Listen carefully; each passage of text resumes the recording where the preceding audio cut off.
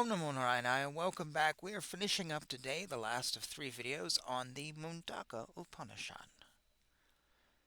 Two birds that are ever associated and have similar names cling to the same tree. Of these, one eats the fruit of divergent tastes and the other looks on without eating. On the same tree, the individual soul remains stuck, as it were, and so it moans, being worried by its impotence. When it sees thus the other, the adored Lord, and his glory, then it becomes liberated from sorrow. When the seer sees the Purusha, the golden-hued Creator Lord and the source of inferior Brahman, then the illuminated one completely shakes off both merit and demerit, becomes taintless, and attains absolute equality. This one is verily the vital force which shines divergently through all beings. Knowing this, the illuminated man has no further occasion to go beyond anything in his talk. He disports in the self, delights in the self, and is engrossed in spiritual effort. This one is the chief among the knowers of Brahman. The bright and pure self within the body, that the monks with habitual effort and attenuated blemishes see, is attainable verily through truth, concentration, complete knowledge, and continence, practiced constantly. Truth alone wins, and not untruth. By truth is laid the path called Devayana, by which the desireless seers ascend to where exists the supreme treasure attainable through truth. It is great and self-effulgent, and its form is unthinkable. It is subtler than subtle. It shines diversely.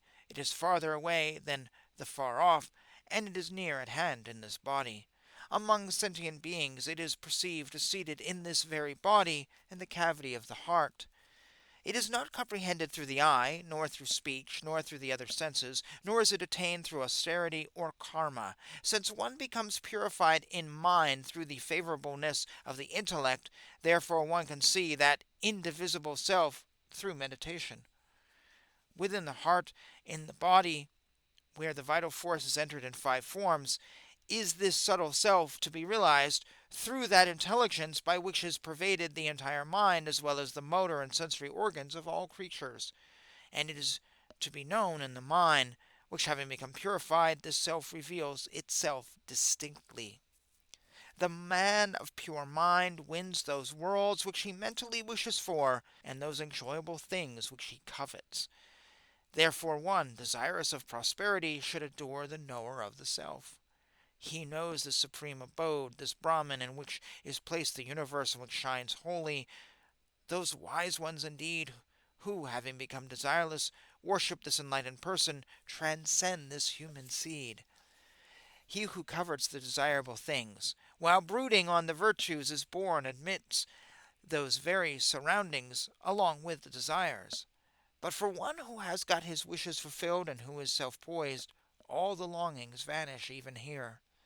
This self is not attained through study, nor through the intellect, nor through much hearing. The very self which this one seeks is attainable through that fact of seeking. This self of his reveals its own nature. This self is not attained by one devoid of strength, nor through delusion, nor through knowledge unassociated with monasticism, but the self of that knower who strives through these means enters into the abode that is Brahman.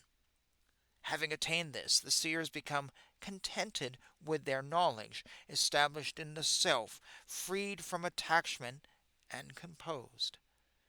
Having realized the all-pervasive One everywhere, these discriminating people, ever merged in contemplation, enter into the All. Those to whom the entity presented by the Vedantic knowledge has become fully ascertained, who are assiduous and have become pure in mind through the yoga of monasticism, all of them, at the supreme moment of final departure, become identified with the supreme immortality in the worlds that are Brahman, and they become freed on every side. To their sources repair the 15 constituents of the body, and to their respective gods go all the gods of the senses. The karmas and the soul, appearing like the intellect, all become unified with the supreme undecaying. As rivers flowing down become indistinguishable on reaching the sea by giving up their names and forms, so also the illuminated soul, having become freed from name and form, reaches the self-effulgent Purusha that is higher than the higher. Anyone who knows that Supreme Brahman becomes Brahman indeed. In his line is not born anyone who does not know Brahman. He overcomes grief and rises above aberrations, and becoming freed from the knots of the heart, he attains immortality. This rule has been revealed by the mantra. To them alone should one expound this knowledge of Brahman who are engaged in the practice of disciplines, versed in the Vedas, and indeed devoted to Brahman, who personally sacrifice to the fire called Ekarshi with faith, and by whom has become duly accomplished the vow of holding fire on the head. Thus the seer Angira spoke of this truth in the days of yore. One that has not fulfilled the vow does not read this. Solution to the great seers, solution to the great seers. Thus ends the Mundaka Upanishad.